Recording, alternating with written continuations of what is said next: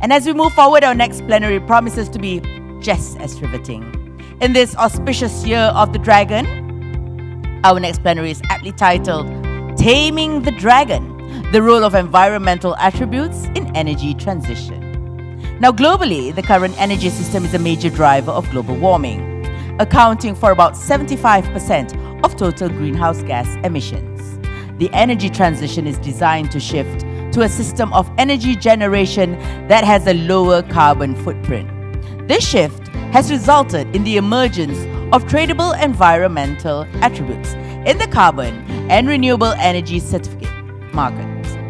And now, to deliberate on how carbon credits and RECs can contribute towards facilitating the energy transition, please help me to welcome our moderator for Plenary 5, Ashna Mishra, Renewable Energy Market Engagement Leader at S&P Global, and our distinguished panelists, who are Dr. Chen Xun, Senior Vice President for Strategy and Corporate Development, Sarawak Energy Berhad, IR Muhammad Yusri Muhammad Yusof, Senior Vice President, Project Delivery and Technology, Petronas, Robel Velasco Rosenheim, Director, Global Partnerships and APAC at iTrack Standard Foundation, IR Kwok Yu Ho, Chief Business Development Officer, Synergy C.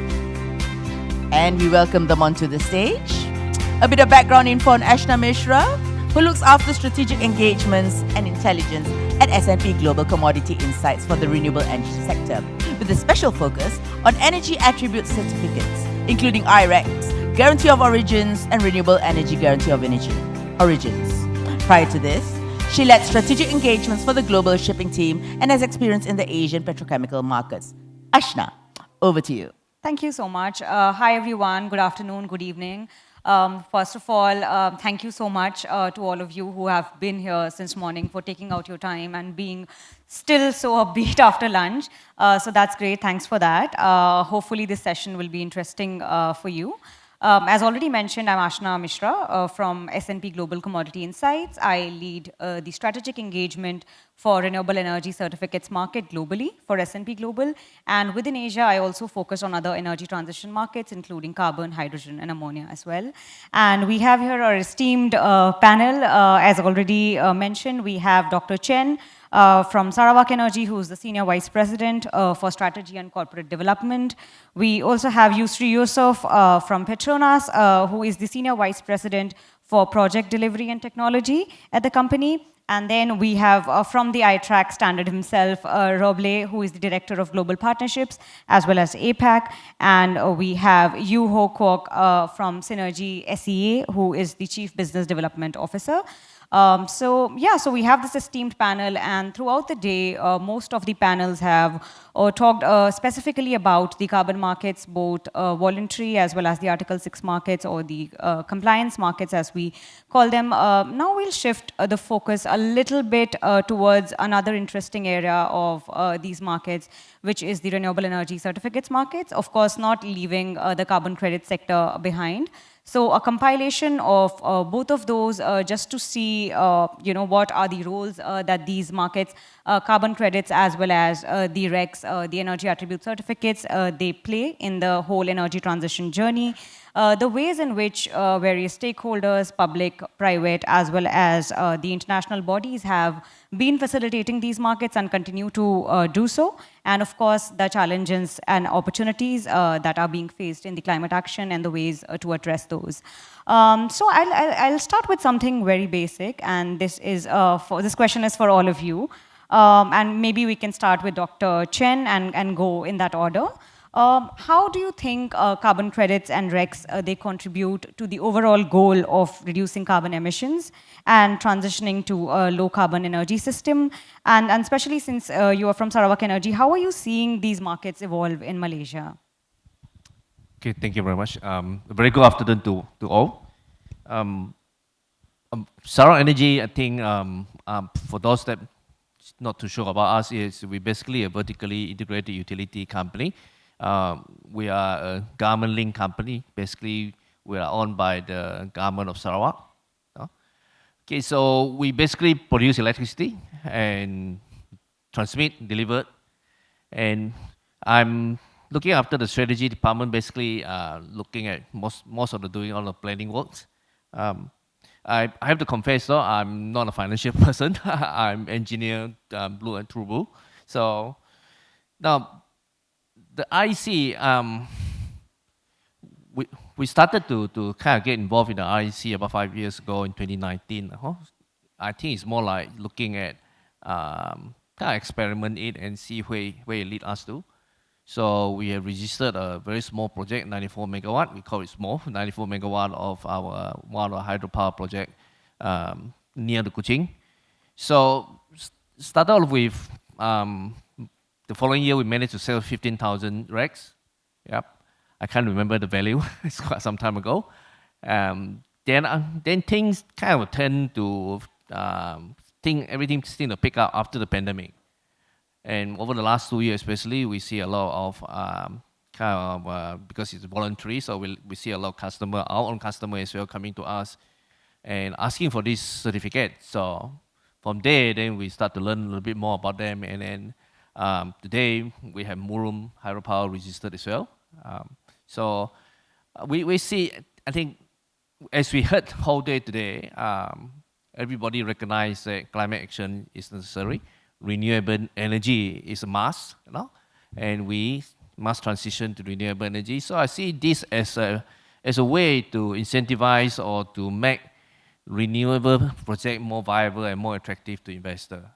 Yeah, I hope one day it become kind of a mainstream financing instrument, something through the compliance market or something like that. That it becomes something that is a must. They will be able to help us to sift out, to find out the good projects to do, and have the financial means to carry out those projects. Yeah.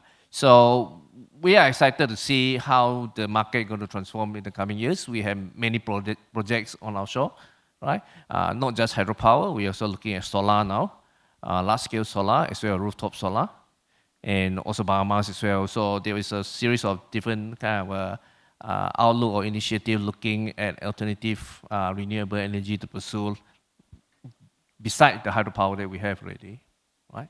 Okay.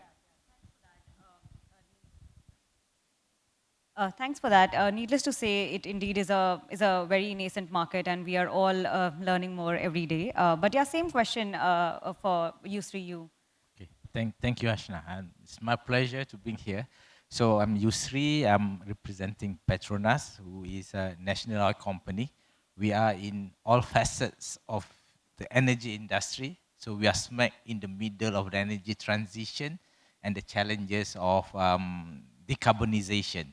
So from an energy lens, there is still an increasing demand of energy. And despite that, you see more than 90% of global economies committing to net zero by whatever time frame that they have. So from a Petronas perspective, sustainability has always been embedded in the way we do things. It's part of our mission statement of purpose. And a few years back, we came up with our commitment to net zero. We announced our net zero carbon emission 2050. And with that, we started to look at how do we then transition to a low carbon economy. So with our ambition and aspiration of net zero carbon emission, we need to decarbonize our operation, and we also need to transition to a low carbon economy in our business. So we define decarbonization pathways. How do we decarbonize our operation? So the pathways are very specific. First and foremost is zero flaring and venting in our operation. Second is energy efficiency. Third is electrification. Fourth is carbon capture and storage and utilization. So those are the four pathways for decarbonization. And also we added how do we then transition into low carbon economy, then we look at new businesses. Low carbon economy, new businesses, be it hydrogen, be it renewable energy, be it carbon capture as a business, bio.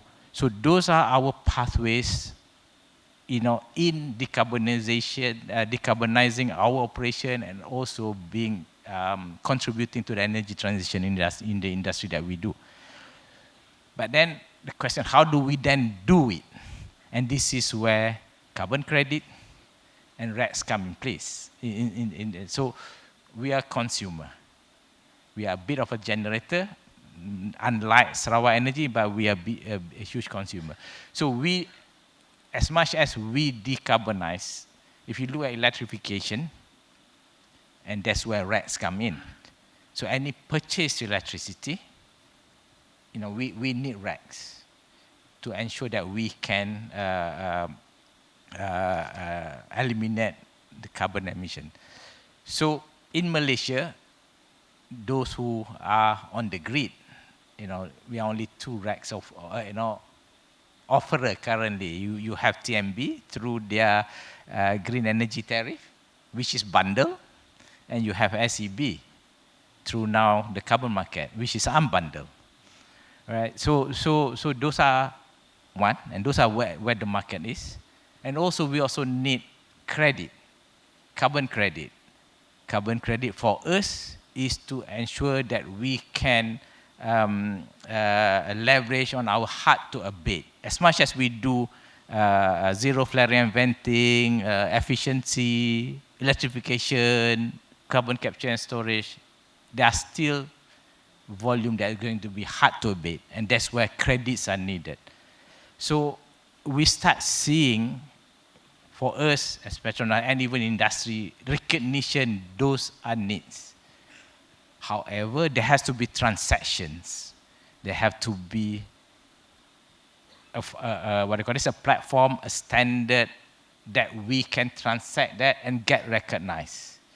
And this is where the market is all about. And this is where we hope, as more and more offerer and consumers come on stream, then we can get a lot more transparency.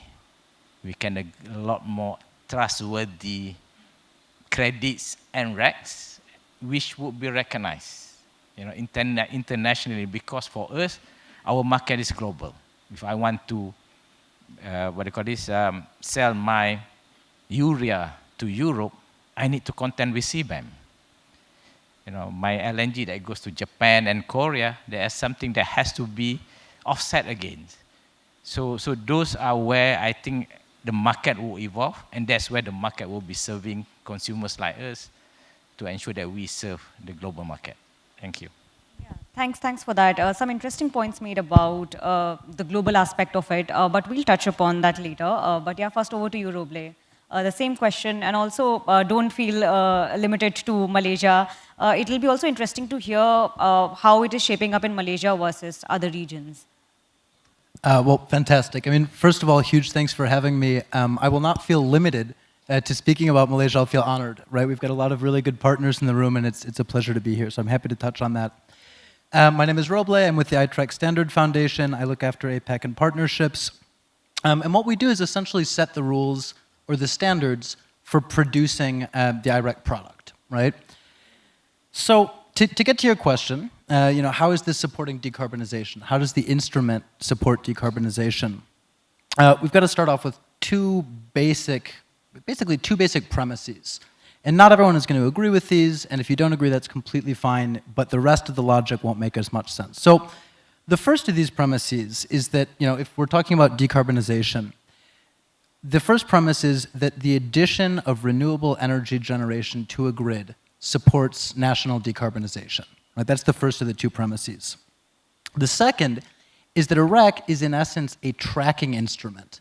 Right? And what this tracking instrument does is it allows a buyer of electricity to choose the source of that power generation.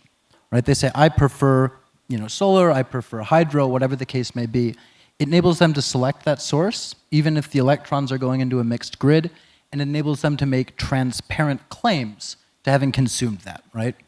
So those are the two premises that we're going to build out from, right? Now, how does this support decarbonization, right? And I'd say that I would argue that there's sort of two big buckets that this would fall into, right? And the first is voluntary markets, right? And this is where, it's wonderful to be speaking right after Petronas on this topic. you have essentially large corporate actors that have a big public image.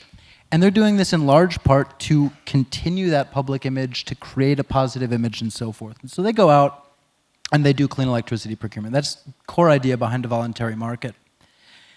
Now, to help understand how this is supporting decarbonization, sort of a personal story, I started my work in the region anyways with the Asia Development Bank. I was a lowly consultant, and I was structuring a lot of infrastructure loans. 10, 12 years ago, when we were financing renewable projects, the vast majority of lending taking place in the region for renewables was concessional lending. Right? It was either concessional lending, so cheap debt, or it was on commercial terms in countries that had subsidy schemes. Right? You've got your feed-in tariffs and so forth.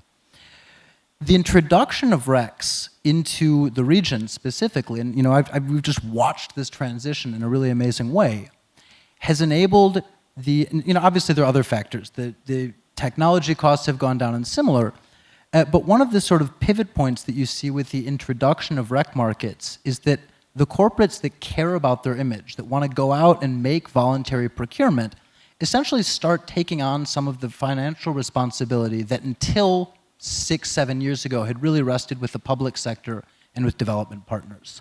So that transition is really one of the focus areas for voluntary markets, right? And that's what's taking place now. We see subsidies getting phased out. We see corporates really, the shiny corporates, as I call them, the trendsetters, are going out and engaging in voluntary markets.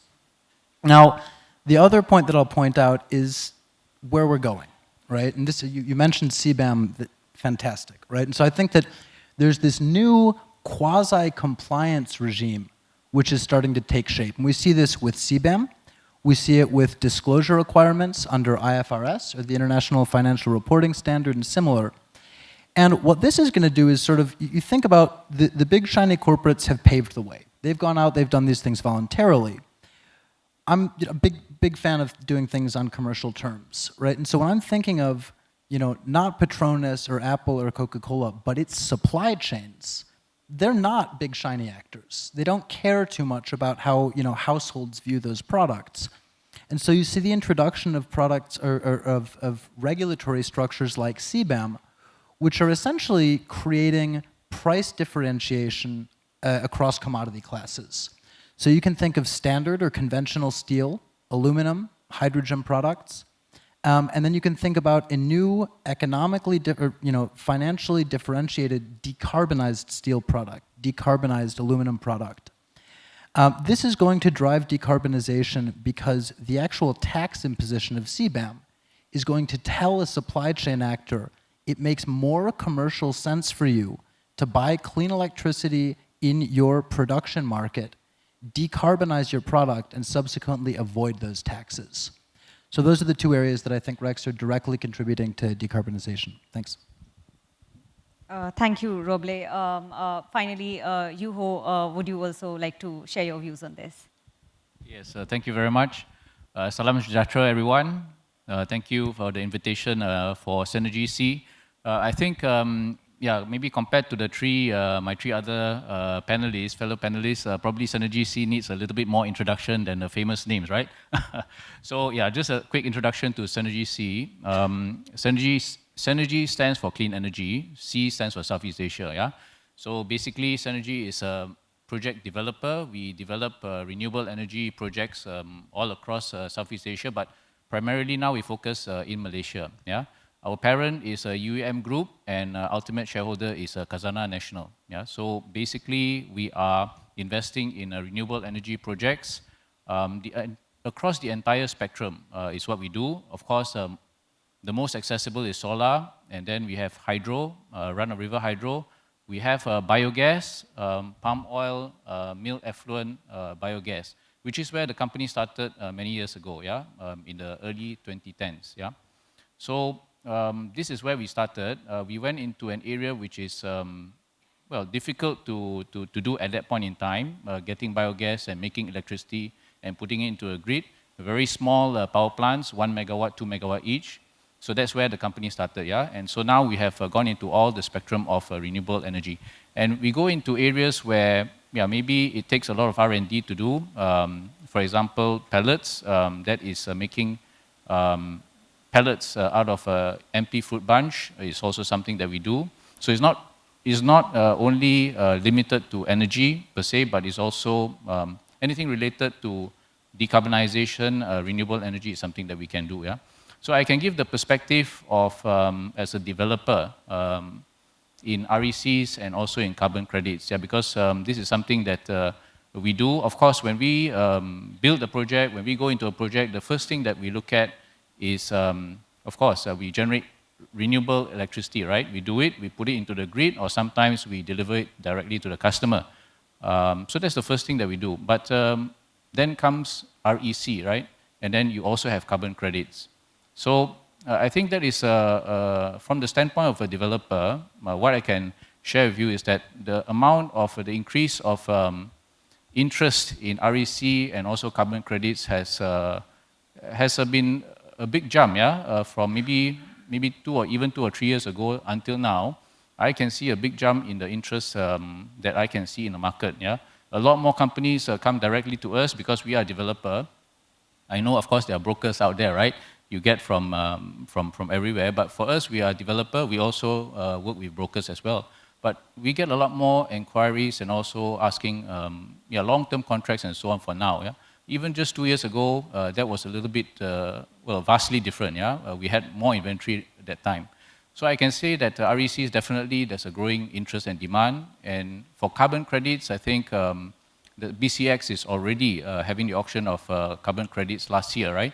And I think for Malaysia right now we are developing our own carbon credits from our first Pome project, palm oil mill effluent project, and that is coming in the next few months. Yeah, so I think that gradually that will also come on stream, carbon credits. Yeah, and why there is such a big difference? Yeah, maybe you have seen the difference between RECs. A lot more people talk about RECs, carbon credits in Malaysia, not so much yet, right? Well, for us, we do carbon credits, and yeah, there are some challenges in developing carbon credits, which are more apparent than renewable energy certificates. Yeah, which is much more accessible. Everyone can do it. Almost everyone can do it, especially solar. Yeah, solar on the rooftop. You just put solar on the rooftop and you can get the REC, yeah? But not so for carbon credits. There's a bigger process, a much longer process. It takes 2 years, more or less, to get it out. So, but yeah, the process is there, and this is something that we do as well, yeah? So I think generally, what we see is that we develop RECs from various sources, hydro, solar, biogas, and there is different demand also in the market, yeah? Solar, I think, is very accessible. Hydro, prices are different. Biogas, prices are also different, yeah, for whatever reason. But these are the kind of market dynamics that we see in the market right now, yeah. And but what I can say is that certainly the market that we find is a very growing market in Malaysia at least, yeah. Yeah, thank you so much for that. Now that we've had some initial thoughts and have got the conversation at a much more mature pace, I would now get into asking individual questions from you all. So I would start with a question for you, Dr. Chen. BCX successfully completed the inaugural REC auction in June. And the RECs that were offered there were generated by Sarawak Energy from the Murum hydropower plant. So how do you feel about the outcome of the auction that happened in June? And we're also interested to know what would be your future view on this. Okay. All right. Maybe first of all, I think big thank you to Bursa Carbon Exchange for working with Sarawak Energy in making this auction or making our REC available to the bigger customer groups. I think this is not a one-off event, I should say that. It's an inaugural auction, but we have planned to follow up with spot trading soon in the coming weeks or month. There could be future auctions as well. We don't know. Currently, we focus on Murum Hydro, but we do have other projects, including, of course, the big one is Bakun. There was a solar project coming along as well. We have a 50 megawatt solar farm, floating solar farm to be commissioned in October this year. So we're actually looking at its REC as well. So I think it's a kind of mixed feeling per se in terms of looking at the result of the auction. But the book orders was built for many months. So I think this is a voluntary market. So things may change after a few months. So it's quite dynamic kind of thing. So we don't get our so-called 100% of our book order, but we get quite a bit, 60-70% of it. I think I'm happy with that. But I think more importantly, and to be serious about the whole thing, is that it gives visibility to our IC. It gives visibility to our projects as well. So I'm happy as well for today's event that we have the opportunity to bring our community, the Murung community, to be here for everyone to be seen. Now, what are the things that we are doing with them? No? So in that way, I think it gives us, really helps Sarawak and Sarawak Energy. Although we were looking at IC as something we play on the side, but I think it's probably going to be an instrument that we will be looking forward to use, not as a kind of a financial gain or anything like that, but also in terms of communicating the message on what we are doing in terms of climate action, in terms of trying to keep electricity emission as low as possible, pursuing renewable energy project. And like my fellow panelists here, when a customer select the electricity that they want to be used in the production, they can make a conscious choice to say, no, I want green, right? I want to spend a little bit more and make sure this green project is able to happen, no? And in the way, then this product will travel around the world, and then the message will get across, not just within ASEAN, but it's globally as well. So I'm more seeing as this is a long-term kind of relationship. The auction could be better, but again, I just said it's a voluntary market. Yeah, but I see that it's a very good start, and we will have we'll work together for many projects in the future, I think. Yeah, completely agree. I mean, it's a start, and definitely you have to start somewhere. So yeah, so totally agree with that. Next up, I'll move to you, Yusri. See, Petronas is seen as a promoter of the carbon markets in Malaysia, and you also spoke extensively about that earlier. So where or how does Petronas recognize carbon credits as offsets, or developing carbon projects, do you think, how do they play a role in your decarbonization journey per se? Thanks, Ashna. I completely agree with Dr. Chan. I think we need visibility now, and for Petronas, we believe carbon has a price. So when you say carbon has a price, there's both challenges for us and also opportunity. And how do we make the best use of that? You cannot do it on the one end and not do in the other end. So as I mentioned earlier, we have two prongs. One, we need to decarbonize, then we need to transition to low carbon economy, right? So when you look at what is available today for us to continue on our trajectory to towards our transition to low carbon economy and decarbonizing our ecosystem, we need to leverage on what's available. And this is where we believe that having a transparent, equitable market is important. And if you look at, yes, for us, we view RECs is basically on our decarbonization. I talk about electrification, so trying to reduce our scope 2. And we look at maybe for now carbon credit as more of trying to offset against hard to abate, scope 1 and whatever. So those are the two elements. But notwithstanding that, we view for Malaysia, being in Malaysia, that we are one of the top mega diverse ecosystem. And we are also developing nature-based solution as we transition toward a low carbon economy. And this is where the opportunities are. Though first and foremost, we wanted to reduce our footprint, but hopefully it would then transition into a revenue generating site for our own businesses. So, but to do that is something that is not a one-party thing. In anything, there has to be a supply and demand. As Dr. Chen mentioned, that there may be demands, there are supply, but are they matched? So to match those, there are a lot. I think there are a few things that needs to be done. And you mentioned, Roble, that there are certain transparency standards that has to happen. There are certain recognition that has to happen. And this is where, as Petronas, we believe that we need to work together, and Bursa has stepped up to create a market though voluntary as it is, this is something that we need to work together to ensure that it becomes an ecosystem. Both the supplier and the consumer are equally, equitably satisfied in their pursuit. Yeah, thanks for that. And I remember earlier when we were speaking, you also mentioned about cross-border trading of RECs. And that really is one of the key themes that emerges in any discussion that we have on RECs. It's the cross-border transactions of RECs. And especially me being a part of S&P Global, where we speak to everyone across the value chain, and other editors who are a part of our team, this is the most common question that we receive. And we know that while the cross-border trading still happens, it is not recognized by reporting frameworks such as RE100. So I'll pose this question to you, Roble, first, and then you, Ho. Please feel free to chime in as well. What is your view on that, and how important do you think it is, and what support is needed right now to facilitate this cross-border trading?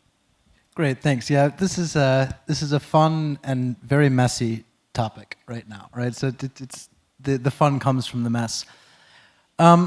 If you look at the current situation, first of all, iTrack as a foundation and the instrument itself allows cross-border transactions, unless a government tells us not to, right? And that's basically everywhere. We allow these cross-border transactions full stop.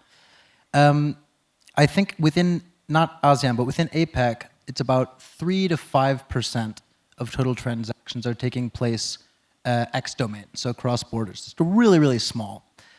There is an enormous interest in scaling that up. And in my opinion, the only way that that's really going to come to scale is that the buyers say we want to do this, and that is completely, largely contingent on the reporting frameworks.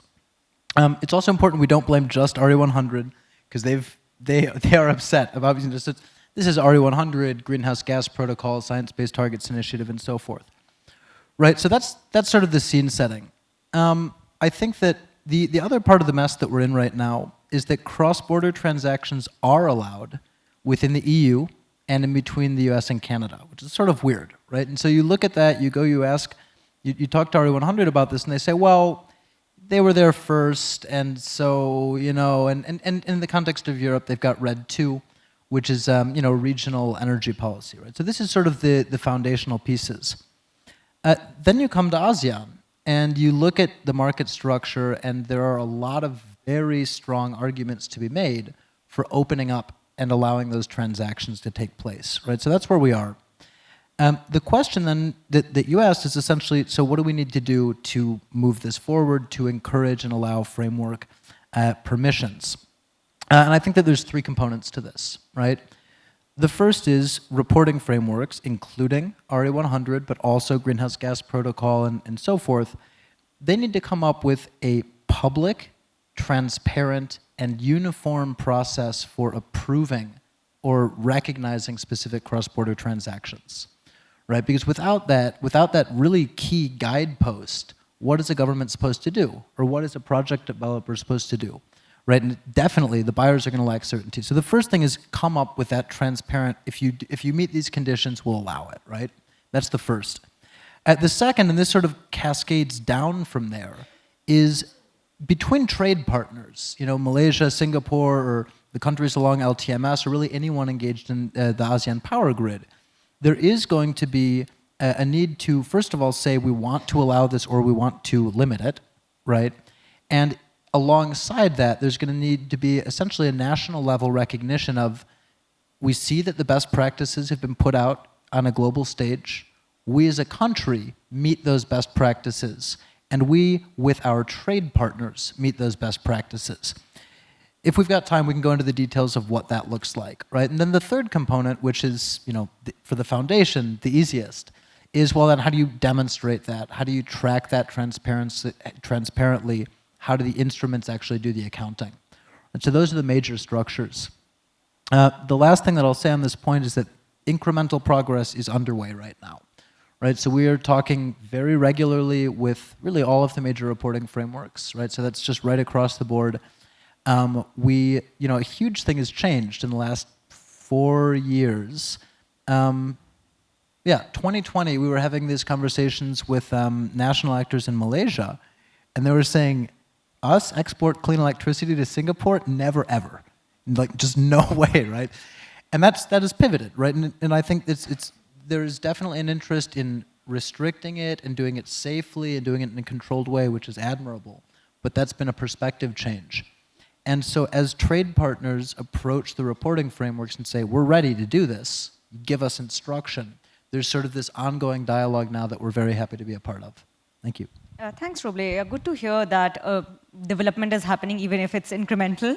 So over to you. What is your view on this? What sort of support do you think is needed? Yeah, just to give some context on regionalization, right? I think some of you know that Energy Commission has announced ENEGAM, energy exchange between Malaysia and Thailand and also to Singapore, right? So there'll be potential trading of electricity between these countries. And I think the first pilot project level is 100 megawatt, yeah? So that's the context, and I think there's a regionalization there, and also I think there will be more of this in the future, yeah? You know that there is the supply of electricity from Laos all the way down to Singapore, right? That was announced. So things like that will happen.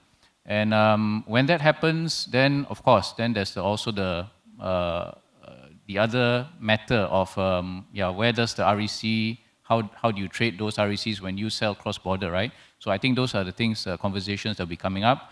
But also, apart from that, there's also a lot of discussions have happened, and there's more discussions now regarding RECs being traded across ASEAN, yeah?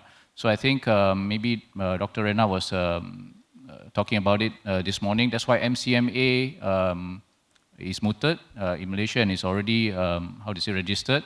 And also ASEAN Business Advisory Council has also coordinated this discussion among some ASEAN member states regarding ASEAN Common Carbon Framework, that's for carbon credits.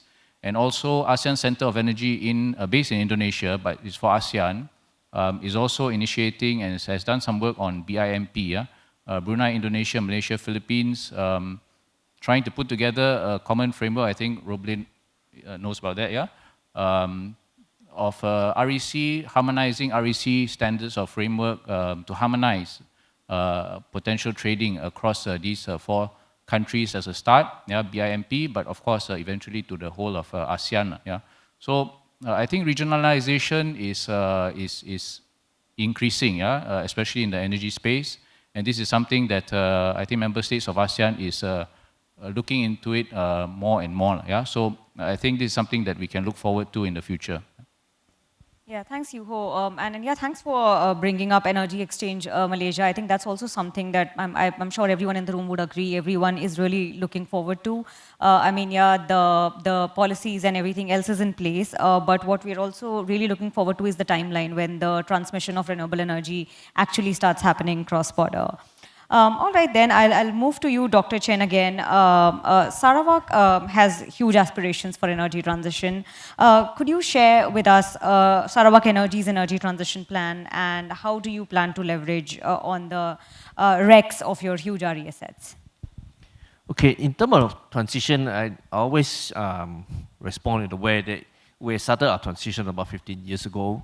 15 years ago, our generation was 90% based on fossil fuel, coal and gas. Today, we are 70% hydropower, renewable, and we are expanding into other renewable like solar as well. And at the same time, we have also decided that we have built the last coal power plant. As the current plant get to the end of the life, we will decommissioning, but there's a kind of policy, maybe we'll accelerate that, or even convert some of the coal power plant to use biomass as well. So in that sense, I think 15 years ago, when the government looking at how to industrialize the state, how to bring in the energy-intensive industry, so they made a conscious decision that renewable hydropower is the way to go.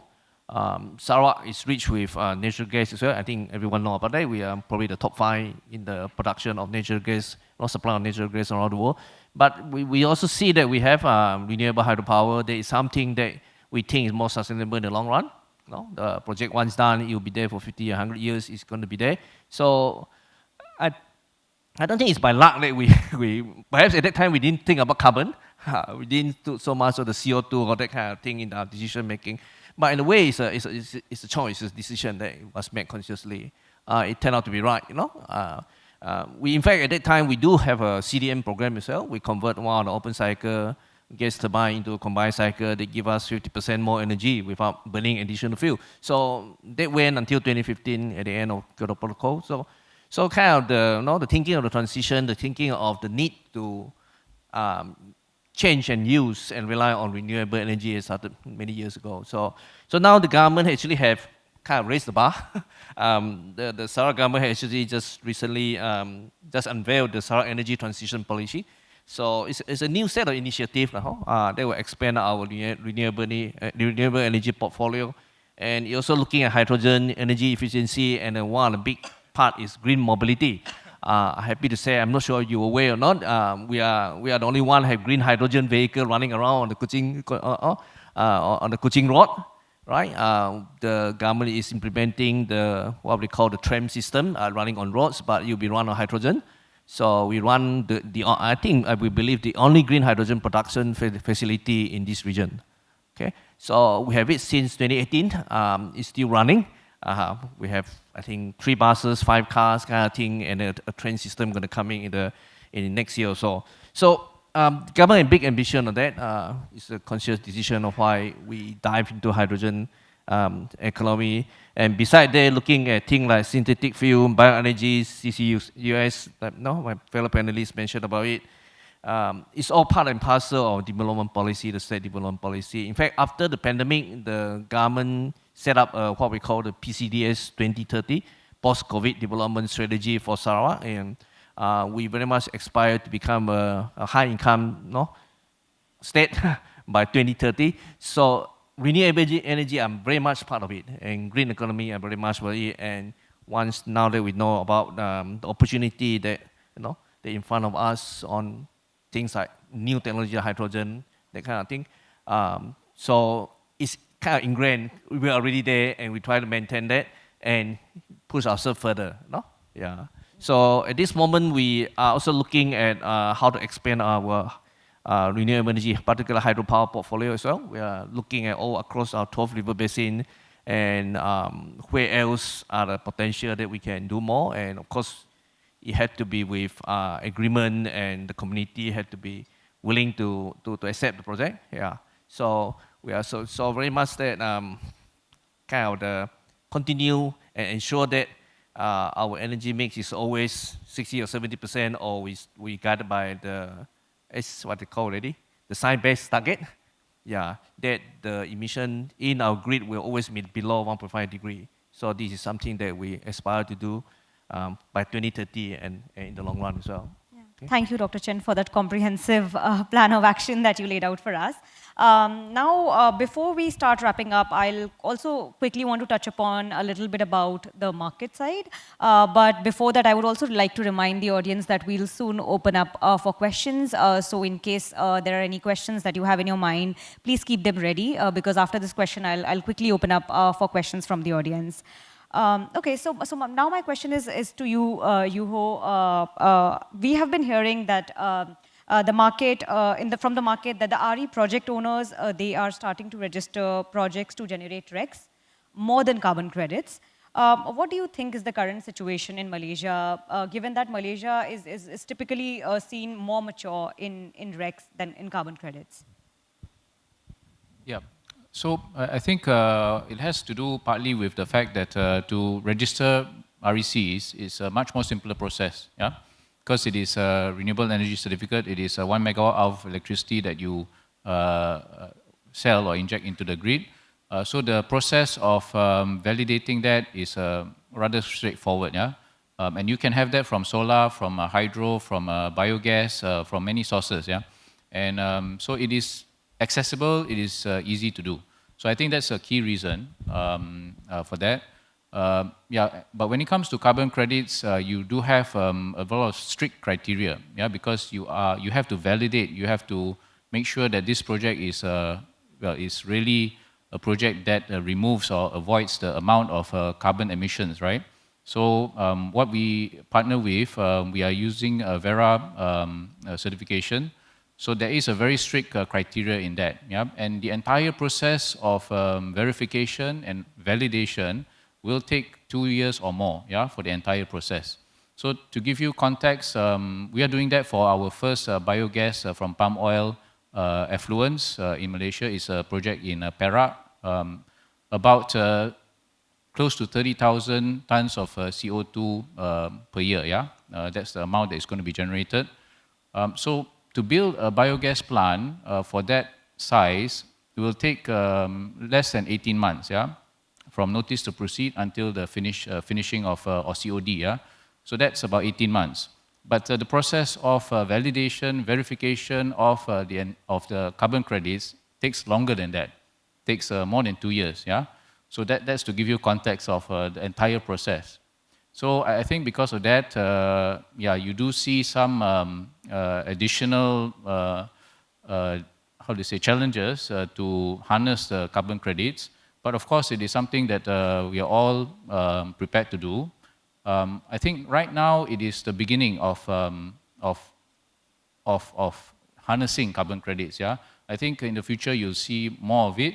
So I think this is the first time that, at least for us, for Synergy C, this is the first time that we are harnessing carbon credits. We are doing it the first time in Malaysia. We have another plant in Indonesia where it is also in the same stage as well.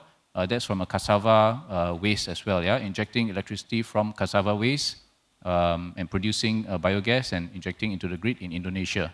So we have two, and I must say that compared to what our team experienced in RECs, carbon credits generation is much more tedious process, yeah? But there is a reason for it, and I think there's a good reason for it, yeah? Because you do have to make sure that it is completely verified, yeah? Because this is a big amount of CO2 and it is a tradable instrument. So you must be very clear on that, yeah? But I would say that I know that many more interests in this coming up, and certainly I think we can see there's going to be more tradable carbon credits in the future in Malaysia. All right, thanks for that. Now, before I ask you to start wrapping up your thoughts, your parting thoughts from this panel, I would like to open the floor to the audience in case there are any questions. Oh, I think there's one there.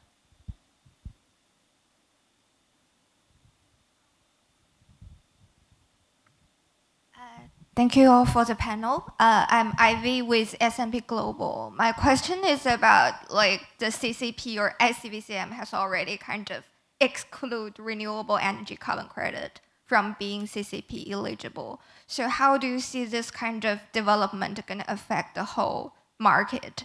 And also, what's the countermeasures or safeguard measures to prevent that one renewable project can only go for one environment attributes? That if it goes for RECs, then it won't go for carbon credits. Thank you. Thanks, Ivy, for your question. May I ask who is your question directed to? I think any of the speakers who's willing to share their thoughts. All right, yeah. thanks. Yeah, I'm only going to take the second half. No, I'll only take the second half on double counting. In terms of how that'll affect the market and new VCM and stuff, I can't speak intelligently to it. So, Okay, sure. anyone want the first part? Oh, all right. Well, we'll start off with the double counting piece, right? We protect against this, at least from the REC side, and the practices are pretty similar in carbon markets on a couple of different layers, right? So the first is contractual, and this is really, you know, we put the project developer into a very uncomfortable place by saying, you know, essentially they sign a declaration that says that their credibility and their, you know, and their money is really at stake if they register in two places. So they sign something just guaranteeing that for any given megawatt hour, it's not going to be requesting issuance for more than one instrument. There are sort of emerging structures now which are really, really interesting. The first of these is at a technology layer. So you can, and this is not always easy to facilitate, you can have API bridges in between different registries, right? And so this would allow, does currently allow, a flagging process where you can see the GPS coordinates of the physical asset, and the registries themselves will flag overlapping GPS coordinates, right? And this is in some cases challenging because not all registry providers are happy to talk to each other. And you saw the emergence maybe 2 years ago of the CAD Trust, the Climate Action something or other trust. It was a World Bank initiative, which was supposed to be a meta-registry that sort of oversees, it essentially would take in information from different sources. There were challenges with, I think there were challenges with how that was implemented, but it did create a basis for having sturdy APIs in a trustless environment. So I don't have to get along with the other registry providers. I can submit data to an arbitrar and they're going to sort of... So the third layer then is who are the issuing bodies and how do they communicate? And this is much more within REC ecosystems. So essentially having at a national level one entity or a partnership of entities that will oversee the issuance process is really critical. Malaysia is now really well on its way to appointing a local issuer. I can't comment on who that is, but we believe that there's a high likelihood of that. It's a very knowledgeable entity, and it's one which we think is also well placed to have essentially collegial conversations and potentially data exchange with people that are responsible for doing carbon credit issuance. Okay, thank you. Thanks, Roble, for taking that. We have about 4 minutes left, so I think I'll quickly ask you all to share your takeaways. Yeah, maybe you all can take 1 minute each. Let's start with Dr. Chen. Okay, I just want to reiterate what I mentioned in terms of having IIC able to communicate the criticality and the urgency of the climate action now.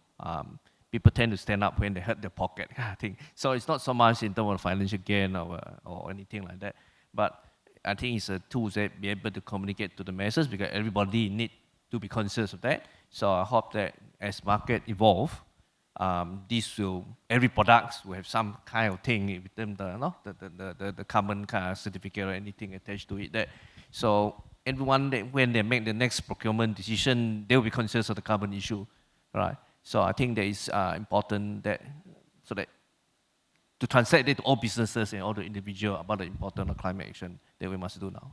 Thanks, Dr. Chen. You three. Yeah, I think in the lens of 1.5 degrees, right? So the world is in transition, as I said. So we believe that effective voluntary or effective market is needed.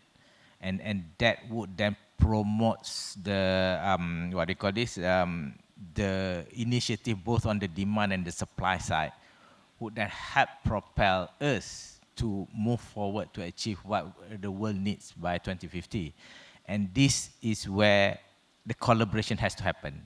This is where multi-party, multi-level agreement has to happen so that that can be transparent, as I said again, that can be verified properly, and that can be traded equitably across region. Thank you.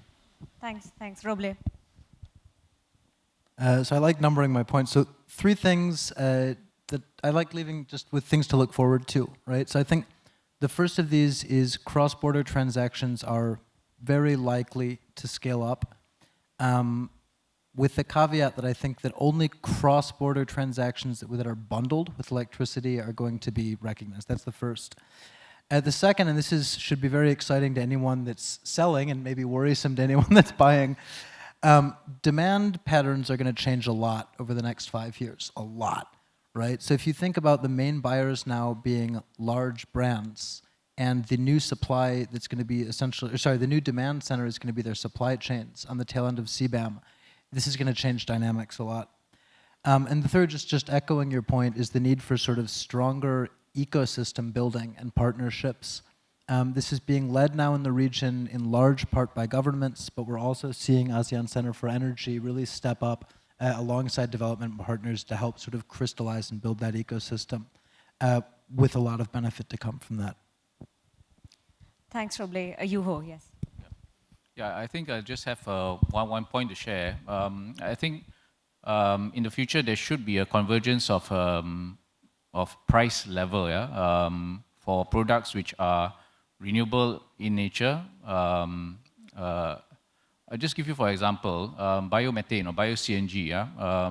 In Malaysia, we have now just started to see more demand for bio-CNG, which is basically biogas from natural waste sources. Yeah? So you create biogas, you compress it, and then you can use it in factories that naturally would use natural gas, yeah, or diesel. In case of Sabah, they use diesel. But now you can have biogas from natural waste sources like palm oil mill waste, yeah? And then you can put it into the same factories to use. So this is a natural green source of natural gas which can displace the non-renewable natural gas from the sea, yeah? So if you look at the prices around the world, yeah, the prices of bio-CNG in Germany is at such a high level, yeah? And if you look at prices of bio-CNG in other places, well, in Malaysia, in ASEAN, the prices are rather very, very much lower, yeah? And then you also then begin to ask why there is such a big price difference. The product is basically the same, yeah? It is a purified biogas from a natural waste source, yeah? Of course, in Germany, it might be a different kind of a bio source. In Malaysia, it's mainly palm oil. So there's such a price difference. But I think in certain countries, they do have carbon tax. They do have a requirement to comply, and the compliance. In Malaysia, currently, we don't have that yet. And I think that is a dynamic that we are facing right now, yeah? So, but of course, in the future, you do expect this to converge, yeah? In the future, where there is more awareness, where market participants will acknowledge the premium that should come along with something which is renewable, yeah? And then that premium should permeate into the market. So I think that should be something that we can expect in the future, yeah? Of course, I think that is one of the things that MCMA would be probably thinking of. These are the things that we should all, as in this industry, look at, yeah? To promote renewable energy in our country. Thank you so much, Yuho. With that, we'll wrap up. Thank you so much for the esteemed list of panelists that we had today, and thank you so much to the audience for being so patient. In case there were any questions that we didn't take up, please feel free to catch them after this. Thank you so much. Thank you, Ashna and the panelists. And now let's close this session with a panel shot. Indeed, it was an engaging discussion, sharing invaluable insights as we navigate the complexities of energy transition and the role of environmental attributes in this transition. We'll now take a short tea break to recharge. With refreshments served in the foyer, we'll reconvene in 15 minutes' time for our final panel discussion for the day at around approximately 4:20 p.m. See you soon.